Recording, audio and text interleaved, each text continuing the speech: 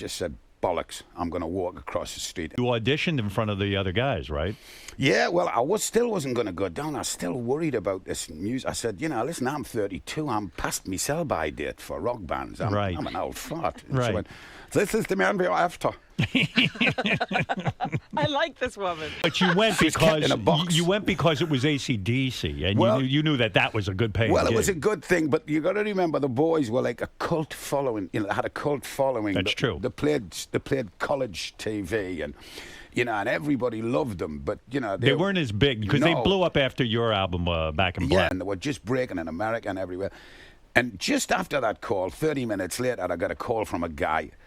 And he says, Brian, you remember me? And I said, sure. He said, well, I'm doing jingles now. Would you sing on a Hoover advert? And I said, how much? And he said, 350 quid. He said, with residuals. And I said, I'll come down. And I went down and I phoned up the boys. I said, I'll come down and do it on the same day. So I went in and did this.